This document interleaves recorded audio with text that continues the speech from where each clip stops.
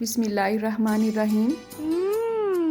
Tasty. जी हाँ, इस tasty से हलवे को साल में बस एक दफ़ा बना के खा लें, आपको कमर दर्द और जोड़ों के दर्द से निजात मिल जाएगी इंशाल्लाह। तो इसे बनाने के लिए हमने आधा कप देसी घी में 1.5 कप कच्ची हल्दी को अच्छी तरह से ग्राइंड करके ऐड कर दिया है। या तो आप चॉपर में इसे चॉप कर लें या कद्दूकश कर लें। हल्दी को नेचुरल एंटीबायोटिक माना जाता है। कच्ची हल्दी का फ़ायदा खुश्क हल्दी से भी ज़्यादा होता है। हल्की आंच पे इसे हम तब तक भूनेंगे जब तक इसका हल्का सा कलर चेंज नहीं हो जाता है। बस इसे 5 से 7 मिनट लगेंगे। इसे हम अलग कर लेंगे और उसी पैन में ऐड करेंगे शक्कर या गुड़ 1.5 कप। गुड़ ऐड करने से इसकी अफादियत में मज़ीद इजाफा हो जाता है। देसी घी, गुड़ और एक और चीज़ हल्दी को हज़म करने में बहुत फ़ायदेमंद साबित होती है। अब इसमें हम ऐड करेंगे 1 से 1.5 चम्मच देसी घी और हल्की आंच पे इसे मेल्ट होने देंगे। इसमें हमने कोई भी पानी ऐड नहीं करना है।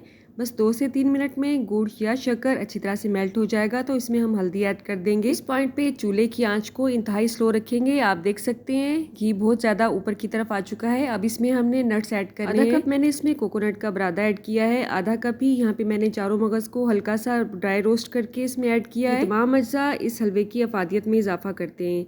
यहाँ पे फूल मखाने 1 से 1.5 कप देसी घी में मैंने रोस्ट करके मोटे मोटे ग्राइंड कर लिए हैं। आधा कप ही सौंफ ड्राई रोस्ट करके ग्राइंड कर लेंगे, वो भी इसमें ऐड करेंगे। 1 कप बादाम को भी अच्छी तरह से ग्राइंड करके इसमें ऐड कर देंगे। इन तमाम अज्जा को जल्दी से अच्छी तरह से इसमें मिक्स करेंगे। अब इसमें वो चीज़ ऐड करेंगे जिसकी वजह से हल्दी बहुत जल्दी हजम हो जाएगी और वो है काली मिर्च। काली मिर्च का आधा चम्मच मैंने इसमें ऐड किया है और आधा चम्मच ही इसमें इलायची पाउडर ऐड करेंगे। इसके अलावा चनों का आटा लिया है मैंने। भुने हुए चने 1 कप लेके मैंने अच्छी तरह से उनको ग्राइंड कर लिया है और ये छिलके के समेत ही चने लिए हैं मैंने। आप चाहें तो छिलके के बगैर भी ले सकते हैं। तमाम अज्जा को अच्छी तरह से मिक्स करेंगे और ग्रीस की हुई ट्रे में शिफ्ट कर देंगे। आप चाहें तो इस हलवे को वैसे भी सर्व कर सकते हैं, लेकिन मैंने इसे टुकड़ी शेप में देना है इसलिए हल्का सा मैं इसे प्रेस करूँगी, इसका लेवल बराबर करूँगी। उसके लिए मैंने एक स्टील के ग्लास की मदद ली है। आप किसी चम्मच की मदद से भी इसका लेवल बराबर कर सकते हैं, ठीक है। अभी ये हल्का सा गर्म ही होगा तो ही हम इसकी कटिंग कर लेंगे, लेकिन कटिंग के आपने जस्ट कट्स लगाने हैं। अभी इसकी टुकड़ी नहीं निकालनी है वरना ये टूट जाएगी। जब ये अच्छी तरह से ठंडा हो जाएगा तो आप इसकी टुकड़ी निकाल सकते हैं। आप में से अगर कोई ये सोच रहा है कि ये हल्दी का बना हुआ हलवा है और ये कड़वा होगा, तो ऐसी बात बिल्कुल भी नहीं है। ये बहुत ही टेस्टी बनता है। एक दफ़ा आपने इसे ज़रूर ट्राई करना है और कमेंट बॉक्स में अपना एक्सपीरियंस ज़रूर शो करना है। ये हलवा आप 6 से 7 माह तक आराम से स्टोर कर सकते हैं।